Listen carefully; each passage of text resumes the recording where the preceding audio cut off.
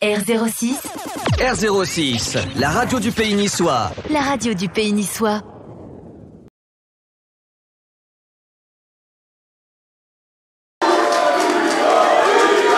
Bonjour. Bonjour, enchanté.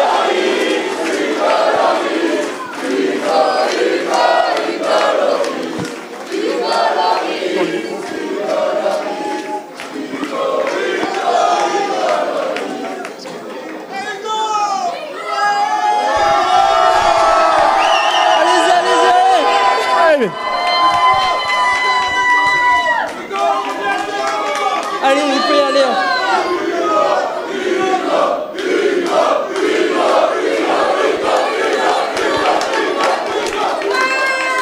Quel bonheur, Hugo, de vous recevoir. Quel bonheur. Merci. Merci. Je suis très heureux de vous voir. Hugo, bonjour. Il va falloir parler près du micro parce qu'il va y avoir du bruit. Ils sont chauds. Ils t'attendent depuis un moment. Les premiers sont arrivés à 17h, il me semble. Bonjour. Bonjour, Hugo. On est très, très heureux de te recevoir ici. Vous pouvez l'applaudir encore une fois parce que je pense qu'il n'a pas eu...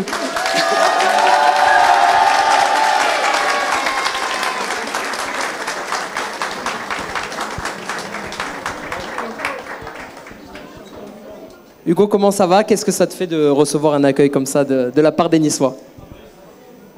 Très heureux d'être parmi vous ce soir.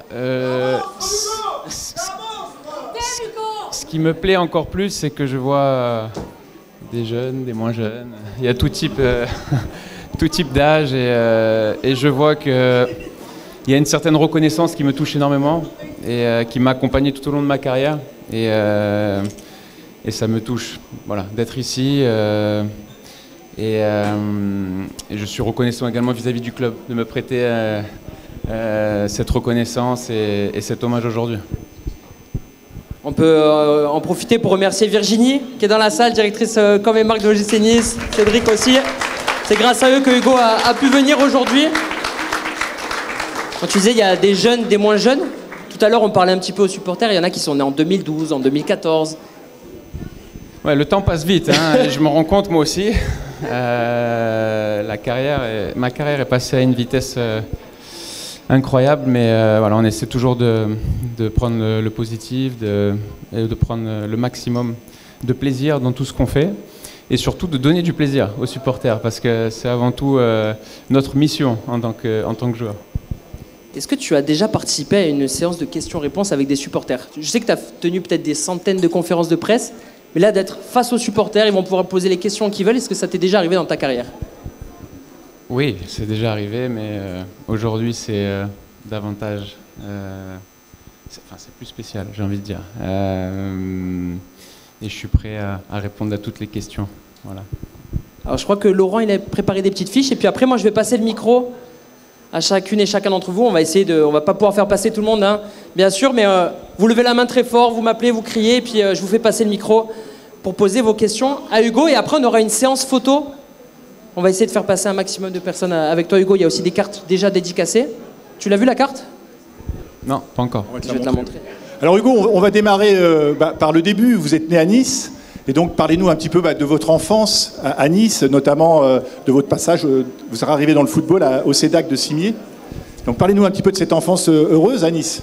Donc, en fait, oui, bien évidemment, je suis né à Nice, j'ai grandi à Nice. J'ai fait mes premiers pas dans le football à Gorbella. Et c'est là où voilà, j'ai joué sous les couleurs du CEDAC de Cimier. À l'époque, c'était Régis Bruneton, l'éducateur, et quelqu'un de fantastique, de merveilleux, avec qui j'ai passé de très grands moments. Et ensuite, j'ai basculé à l'OGC Nice. Dominique Baratelli, qui vous a repéré? Effectivement, oui. Doumé Baratelli oui. avait grandement insisté à ce que je vienne. Et puis, il avait certainement repéré un certain talent en moi. Et puis, j'ai franchi tous les échelons jusqu'au monde professionnel. Et j'ai porté haut et fort les couleurs de l'OGC Nice au début de ma carrière. Alors parlez-nous un petit peu de ces 3 saisons à l'OGC Nice où vous commencez en professionnel. Parlez-nous un petit peu de cette première saison avec Frédéric Antonetti comme entraîneur notamment. José Cobos adjoint, enfin, oui, voilà, une belle équipe. Quand j'ai commencé à m'entraîner avec les pros, c'était Gernot Rohr, l'entraîneur. Ensuite, il y a eu Gérard Bucher qui avait assuré le maintien en intérimaire. Et puis, oui, c'est Fred Antonetti. Qui vous a mis le pied à l'étrier. Exactement. Je suis tellement reconnaissant de sa confiance à ce moment-là. Et j'ai essayé de lui rendre de la meilleure des façons. Donc, j'étais jeune, insouciant.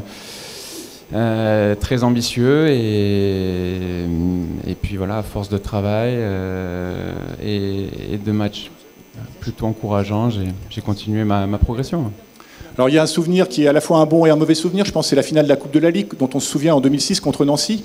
Quel souvenir vous avez de cette finale? Malgré tout, vous avez fait monter tout le peuple niçois au Stade de France. Oui, c'était une belle fierté de voir autant de Niçois au Stade de France. Ceci dit, voilà, c'était également un épisode douloureux parce que les finales, on préfère les gagner. Oui, on perd de 1 contre Nancy, comme on dit, d'autres bêtes noires, comme on dit. Voilà, après dans ma carrière, j'en ai gagné, j'en ai perdu, mais c'était les débuts de professionnels en ce qui me concerne et avec plutôt des belles performances. Je me souviens d'un match face à Bordeaux, également la demi-finale à Monaco. Oui, et voilà, ce sont des moments qui restent gravés dans ma mémoire. Alors on va passer aux questions des supporters après, mais je vais vous poser une dernière question, une question que tout le monde veut vous poser. C'est cette victoire en Coupe du Monde. Quand vous soulevez le trophée, qu'est-ce qui vous passe dans la tête? Racontez-nous un peu aussi cette aventure d'homme avec toute cette équipe de France qui a fait vibrer tous les Niçois, tous les Français. Après, comme dans chaque succès, c'est toujours la force d'un groupe qui se dégage. C'est pas uniquement 1 ou 2 ou 3 joueurs, c'est la force collective qui nous a accompagnés tout au long du tournoi et qui nous a poussés à aller chercher cette deuxième étoile tous ensemble. Et oui, c'est un épisode majeur dans ma carrière. Et ça a été un privilège de pouvoir soulever ce trophée en tant que capitaine. Oui. Puis ça a fait le bonheur de toute la France, évidemment de tous les Niçois qui sont là et qui peuvent vous applaudir peut-être pour ça aussi, s'il vous plaît. Allez Hugo!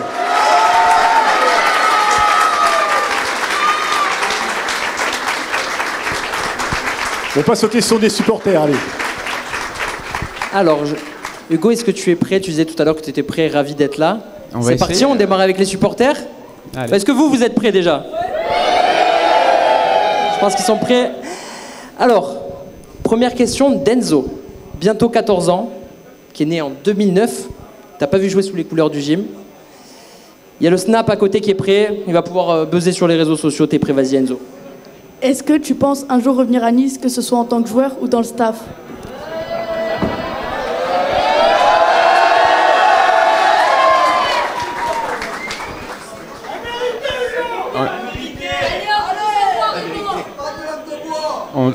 On t'a payé pour poser cette question? Quelqu'un qui a une question? Allez, dis-nous tout. Non, écoutez, vous le savez, l'OGC Nice, c'est un club très important à mes yeux, mais j'ai même envie d'aller au-delà. C'est la ville de Nice voilà, qui m'inspire. J'aime y passer du temps. C'est à chaque fois une bouffée d'oxygène pour moi d'être sur la terre où je suis grandi, d'avoir mes amis et ma famille autour de moi. Voilà, cependant, on le sait très bien dans le football, il y a des équipes en place, des joueurs en place, des stratégies également mises en place par la direction. Donc voilà. Maintenant, est-ce que je reviendrai un jour à Nice? Certainement pour y vivre, oui. Mais dans un avenir immédiat, dans un avenir proche, personne ne le sait. On verra ce que le destin nous réserve. Bon, l'avantage, Hugo, c'est qu'on t'a jamais posé la question, donc j'imagine que tu as été un peu surpris. Question de Sofiane. Quel âge tu as, Sofiane? J'ai 13 ans. Allez, Sofiane, lance-toi. Alors, prof, vous avez choisi le foot. Alors... Vous aviez fait du tennis un petit peu avant? Oui, non, effectivement. Vers l'âge de 10-11 ans, il a fallu que je choisisse entre le tennis et le foot. le tennis, j'évoluais au Combe, un peu plus haut dans la plaine. Et pourquoi ? Parce que je me suis attaché au collectif. Je me suis attaché à cette vie collective et de vivre voilà, des victoires, des défaites à travers mon équipe et mes coéquipiers. Donc voilà, même si le poste de gardien de but, il y a une part de solitude, voilà, comme on peut retrouver dans le tennis. Hugo, Mathéo, 16 ans. Vous avez vu, on va du plus jeune au plus ancien. Mathéo avait une question pour toi. Bonjour Hugo, je voudrais savoir quel a été le moment le plus marquant pour toi à l'OGC Nice ?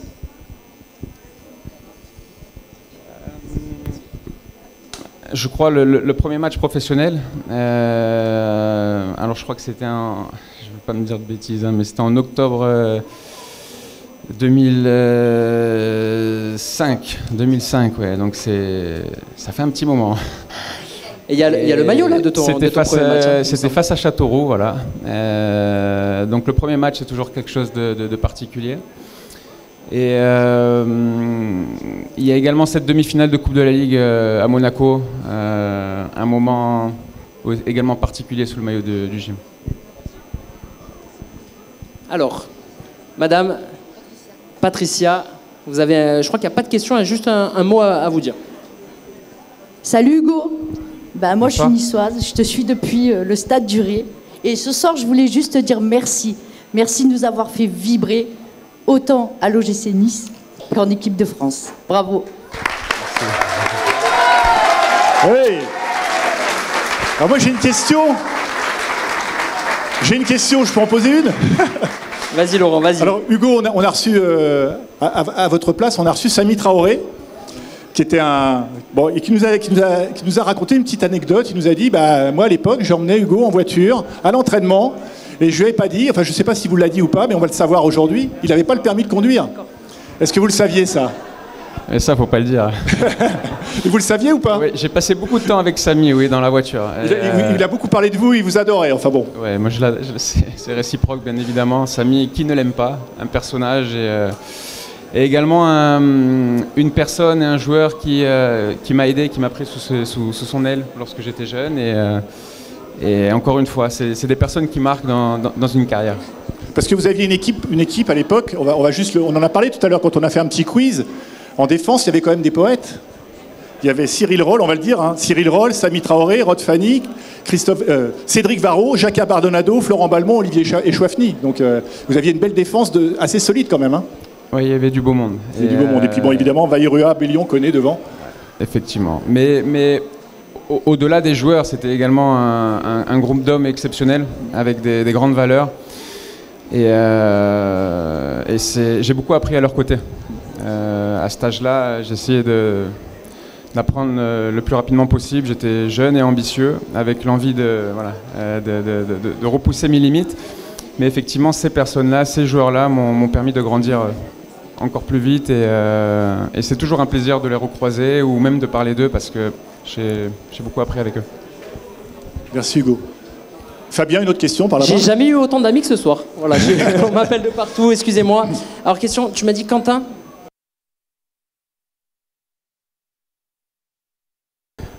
Comment tu t'es senti quand tu as fait quand il y a eu les 2 pénaltys en quart de finale face à l'Angleterre qui étaient tirés par Eken? Comment tu t'es senti dans la tête et comment tu allais agir face à ton coéquipier qui était à Tottenham MFC? Merci.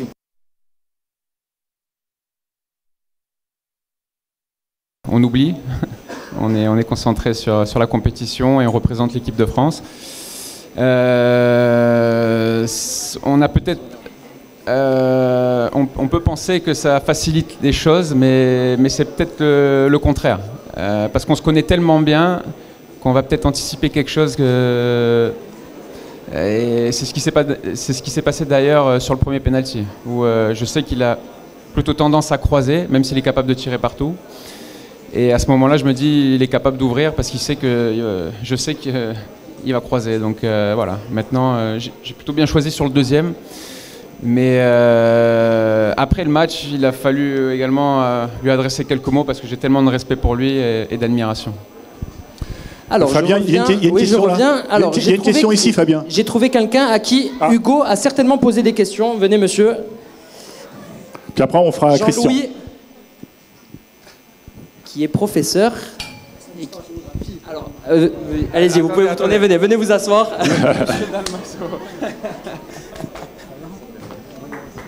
On peut applaudir. Ils se sont fait un gros câlin, monsieur Dalmasso. Vous avez une question pour Hugo? Avec son petit. Donc, monsieur, vous êtes professeur d'histoire-géographie, c'est ça? C'est ça, oui. Dans quel collège? Je suis toujours au collège Raoul Dufy à Nice. Et j'ai eu la chance, j'ai eu le bonheur, d'avoir Hugo comme élève. Et je voulais juste te dire qu'à cause de toi, je m'en suis tapé des matchs de foot. Hein. Parce qu'il est rugby. Voilà. Je disais beaucoup de mal du foot, parce que moi je viens du rugby. Et c'est là que j'ai appris qu'Hugo jouait très bien. Et qu'ensuite, effectivement, je me suis aperçu qu'il jouait même franchement très très bien. Et donc je me suis pas toujours fait que des amis à cause de toi, parce que quand on râlait sur le fait que la langue de bois, le ci, de là, mais moi je voulais juste te dire que tu es un garçon hyper sensible, hyper intelligent, et ça c'est pour ça que tu as été capitaine de l'équipe de France, et il n'y a pas de hasard. Le hasard, ça n'existe pas. Donc je voulais juste te dire merci pour tout ça, pour toutes ces belles images que tu nous as données. Et merci, moi je suis toujours très fier de dire que je t'ai eu comme élève. Voilà. On peut l'applaudir très très fort. Jean-Louis Dalmasso. Et Jean-Louis, comment tu t'appelles? Aaron. Aaron, on te sent très ému, on peut l'applaudir aussi Aaron, très fort. Votre fils? Alors Aaron, est-ce que toi aussi tu as une question à poser à Hugo? Non. On peut t'applaudir. On peut l'applaudir encore une fois, Aaron. Une question de Christian. Allez, Christian Blanqui. Et après on a un petit jeune aussi ici devant. Après on va aller faire le tour derrière. Allez, Christian.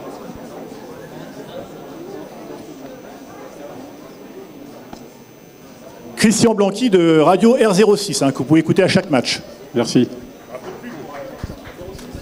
Hugo, bonsoir. Hugo, bonsoir. Bonsoir. Déjà, une petite félicitation. Est-ce que tu as eu ton frère pour la montée en Ligue 1 hier soir, Gauthier? J'étais très stressé hier soir devant le match, mais tellement soulagé, tellement heureux de le voir gagner ce trophée de champion de France de Ligue 2. Surtout quand on connaît un petit peu son historique, il a connu pas mal de moments difficiles et pas mal de blessures. Et de le voir avec ce grand sourire, ça m'a rendu très fier. Et oui, j'ai pu échanger un peu avec lui, mais après il a fêté ça avec son équipe, ses coéquipiers. Et est-ce qu'un jour tu as envisagé de jouer avec lui? Ça, c'est plus un rêve, j'ai envie de dire. Maintenant, moi en tout cas, ce que je lui souhaite, c'est de continuer à évoluer, à s'épanouir. L'année prochaine, il démarrera en Ligue 1. Ça va être une nouvelle expérience et j'espère le voir encore franchir des caps. Gauthier Lloris qui vient donc de valider la montée en Ligue 1 avec Le Havre. En plus, ils l'ont fêté 2 fois. 10 secondes après. Il a joué 6 matchs avec l'OGC Nice en professionnel et puis beaucoup avec l'équipe réserve. Beaucoup de matchs avec l'équipe réserve. Avec un entraîneur niçois aussi. Oui. Lucas Esner. Alors, comment tu t'appelles? Armand. Armand avec son polo du SC Sartou. Tu avais une question pour Hugo. Armand, quel âge tu as? 8 ans. Allez, vas-y, lance-toi. J'ai 2 questions. Pourquoi tu as pris ta retraite et aussi quelle est la sensation quand on gagne et quand on perd la Coupe du Monde? Qu'à moitié la retraite, hein. Bon, la chance que j'ai, c'est lorsqu'on perd la deuxième finale de Coupe du Monde, j'ai eu la chance de la gagner 4 ans avant. Donc c'est ce qui me permet également de relativiser. Mais je peux te garantir que d'aller jusqu'à la finale de Coupe du Monde, ça demande énormément d'efforts. Ça demande à repousser ses limites en tant que joueur, mais également en tant qu'homme. Mais c'est des souvenirs inqualifiables. J'ai été privilégié de pouvoir jouer pour l'équipe de France pendant presque 15 ans. Et je pense que toutes choses ont une bonne fin. Et j'étais persuadé également que c'était vraiment le bon moment. Aujourd'hui, j'ai vraiment aucun regret. Il y a un passage de témoin qui a été fait également avec des plus jeunes joueurs qui sont prêts à assumer les responsabilités. Et je sais que l'avenir de l'équipe de France est entre de bonnes mains. Voilà. Fabien, il y a une question ici de Yo-Yo de la SPTT. Allez. Bonjour. Ce n'est pas des questions, c'est juste que vous avez le bonjour de notre président du club de la SPTT qui s'appelle Demba Diège. Et il vous remercie de toute votre carrière. Voilà. Et la question, c'est pourquoi vous avez arrêté si tôt. Ouais, je n'ai pas arrêté si tôt. Hein. Non. Mais lorsqu'on démarre tellement jeune, en sélection, en fait, on oublie tout le travail qu'il y a derrière. Ça demande énormément de sacrifices. On joue des saisons à 50, 60 matchs. Et à un moment donné, c'est une question de décision, mais j'ai également ma vie d'homme, j'ai également d'autres orientations, d'autres projets. Une vie familiale, sûrement. Exactement, et je leur dois ça aussi, j'ai envie de profiter un peu plus de mes enfants. Assez de travail maintenant, au plaisir, profiter des enfants. Oui, c'est le bonheur. J'y attache beaucoup d'importance. Et voilà, après, je peux qu'être fier de mon parcours en bleu. Oui, c'est sûr. J'aurais tout connu, voilà. Il n'y a rien à dire. Et puis du coup, parce que je crois qu'il vous connaît très très bien, M. Demba Diège. Il vous connaît très bien, parce qu'il sait d'où vous êtes parti et vous êtes de retour, donc avec un grand plaisir parmi tous les Niçois. C'est gentil, merci beaucoup. Alors, une petite question de Meryl et Shannon, deux joueuses de foot. Et là, le maillot, ça trompe pas. Hein. Maillot de gardienne. On peut l'applaudir aussi, Meryl, qui était un petit peu impressionné, mais elle voulait absolument poser sa question à Hugo. Vas-y, Meryl. Pourquoi avoir choisi le poste de gardien? Alors, vas-y, tu peux la reformuler, s'il te plaît, ta question? Pourquoi avoir choisi le poste de gardien? Pourquoi est-ce que tu as choisi le poste de gardien de but? C'est ça, non. Je crois pour la responsabilité du poste. Voilà. On a la particularité de pouvoir faire changer les matchs en étant décisif, en faisant des arrêts importants. Et je crois que ça, je l'ai senti très tôt. Je devais avoir l'âge de 6-7 ans, même si après j'ai joué un peu dans le champ. Mais à 10 ans, quand j'ai commencé à l'OGC Nice, c'était gardien de but et j'ai pas bougé. Voilà. Alors, bravo les filles. Et là, il y a une autre question aussi, les trois petits garçons qui sont là. Comment tu t'appelles? Diego. Ah, vas-y, pose ta question. C'est quoi ton moment que tu as aimé dans ton équipe pour toi? Non, je vais reformuler. C'est le stress. C'est avec quelle équipe que tu as aimé le plus jouer? Et attention Hugo, attention, celle-là elle est compliquée. Avec quelle équipe tu as aimé le plus jouer? C'est ça ta question, hein? Oui, je pourrais dire Nice parce que j'ai joué avec le cœur surtout. Je suis un enfant du pays. On peut l'applaudir. Mais d'une manière générale, j'ai toujours porté les couleurs de mes équipes avec fierté, avec honneur. Et celui qui est également auquel je suis très attaché, c'est celui de l'équipe de France. Voilà, c'était également une façon de représenter la ville de Nice et les Niçois. Alors Hugo, une petite question pour vous mettre un peu dans l'embarras. Vous avez fait un début de... Vous avez tourné dans un film, 30 jours max, sorti en 2020 de Tarek Boudali. Ah, c'était pas moi, là. Non? C'était pas vous êtes sûr? Donc c'est une future carrière d'acteur vous envisagez une future carrière d'acteur? Non, pas du tout. Par contre, c'était vraiment intéressant de voir comment ça se passe. Ouais, l'envers du décor. Ouais, voilà, exactement. Tarek, à ce moment-là, m'avait contacté. Super mec, il fait vraiment de très belles choses. Et à ce moment-là, en fait, j'étais blessé au coude. Donc j'avais un petit peu de temps pour moi. Et d'ailleurs, voilà, ça a été une expérience plutôt sympa. Il nous reste 5 petites minutes, après on va passer aux photos, aux selfies, j'espère que vos appareils, vos téléphones sont prêts. On a une petite question de Valentin pour Hugo. Bonjour Hugo, quel est l'adversaire que vous redoutiez le plus dans un match, dans votre carrière? Quel est l'adversaire que vous redoutiez le plus? Le joueur. Il y en a beaucoup. Honnêtement, la liste, elle peut être très longue. Mais des fois, c'est pas forcément les plus grands noms, hein, parce que dans les championnats, que ce soit championnat de France, championnat de Première Ligue, il y a même des attaquants peut-être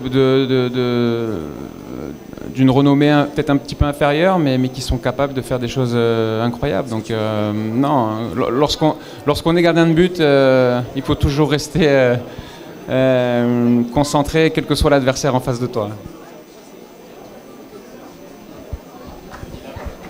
T'as une autre question, Fabien? Petite question. Nolan, bonjour. Quelle a été ton idole? Allez, on peut accueillir Georges. Allez, on va l'accueillir. Georges, viens sur scène. Allez, parce que lui, il en a fait des câlins à Hugo. Il a vu Hugo petit, moyen, grand. C'est un fidèle supporter, il est venu exprès. On peut applaudir Georges. On peut l'applaudir très fort. Alors pendant qu'on est dans les hommages, on peut applaudir aussi Clément d'Antibes qui est là. Clément d'Antibes qui suit l'équipe de France et le GC Nice. Alors, je vais passer juste... Je suis grand-père à la petite Fanny. Oh, ça va Georges? Oh, et toi? Je voulais raconter à Hugo, ça me fait plaisir de l'avoir vu, mais on a galéré pour venir jusqu'ici. Mais ça fait trop plaisir. Je suis avec mon ami Odman. Il est où? Il va courir jusqu'à la frontière d'Italie. C'est une machine, une mobilette, tout le monde le connaît. Il venait avec des écharpes à Charlemagne. On était royal. Mais là, ils m'ont garé. Je fais que des appelés pour récupérer un maillot, un vieux survêt et tout. J'ai appelé près, j'aurais rien. Je dis, gars, rien. Je suis très braqué, rien. Personne, j'ai rien. Dis ça. Mais j'ai fait le grand chelem pour les 100 ans de l'Ogime, 2003, 2004, 38 journées de 38, Coupe de la Ligue, Coupe de France, le grand chelem. Et quand ils m'ont invité à Nice, à Ajaccio-Nice, la saison d'après, Cogno Production, il m'a dit, Cogno Production, il m'a dit comme ça, il m'a dit, parce que j'avais tout, il m'a dit, le seul qui s'est roulé, c'est Hugo. J'ai tapé à la chambre, j'ai dit, Hugo, j'ai tout, tu peux pas m'en faire un, parce que je sais pas pouvoir rouler. Il m'a dit, mais moi, je fume pas. C'est un putain d'enfoiré comme la BSN 85. Aujourd'hui, on n'a plus le droit d'avoir faim ni d'avoir froid. Hein? L'enfoiré à la BSN 85. Il a copié son nom, monsieur Coluche. Alors, je travaille sur le marché de Saint-Roch. Tous les matins, je vais dans je mets des cagettes sur la table et tout. J'ai rien à faire, je m'emmerde. Je suis grand-père, la petite Fanny. Je avance, la bille. On peut l'applaudir, Georges, très fort. On peut l'applaudir. Merci. On a réussi. Il nous a bien fait rire, en tout cas. Hugo, c'est aussi ça, le gym. Tu vois, malgré les époques qui passent, qui changent, Georges, tous les supporters qui sont présents, tu disais, il y a eu des anciens, des jeunes. On peut l'applaudir, Georges, qui va rejoindre Hotman. Merci beaucoup. Merci, Hugo, Georges. c'est aussi ça, le gym. Ces rapports avec les supporters particuliers, vous, quand vous alliez à l'entraînement, voilà, il y avait les petits bonjours, les petits saluts, même des encouragements à l'entraînement. Oui, effectivement. À cette époque-là, il y avait encore beaucoup plus de proximité avec les supporters, puisque les séances étaient plus ou moins ouvertes aux supporters, donc on les croisait tous les jours. On n'entend plus, là.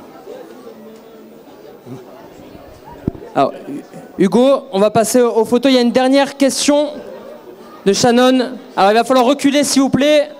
On va passer aux photos. Et il y a des cartes de dédicace qui seront distribuées. Elles sont déjà pré-signées. Si vous n'avez pas eu, vous inquiétez pas, il y a un petit stock qui est là. Il y en aura pour tout le monde. Des cartes de dédicace qui ont été dessinées par Kuhn, dessinateur niçois. Et il y a une dernière question de Shannon pour Hugo. Quel a été ton souvenir de ton plus bel arrêt?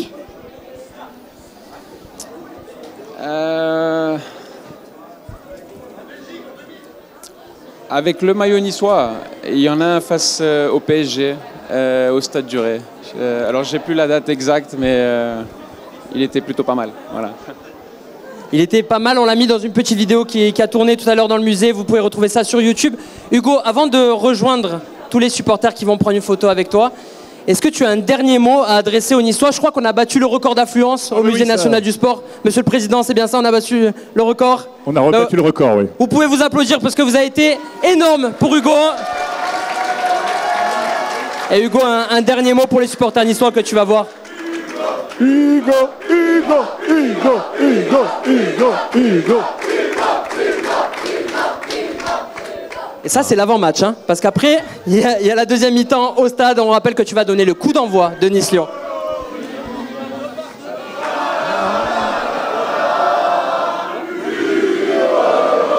Allez, plus fort!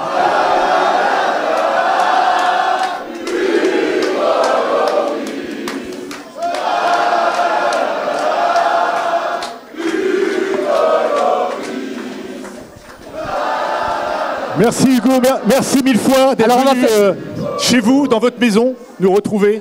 Merci. Alors on va faire... Merci. Pardon, vas-y. Non, merci pour l'invitation et je suis très fier d'être parmi vous ce soir et très sensible par rapport à ce que vous me donnez depuis de nombreuses années.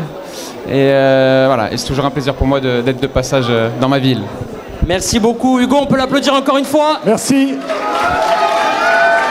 Et on va faire une photo tous ensemble. Hugo, est-ce que tu peux te tourner avec le public derrière toi, s'il te plaît?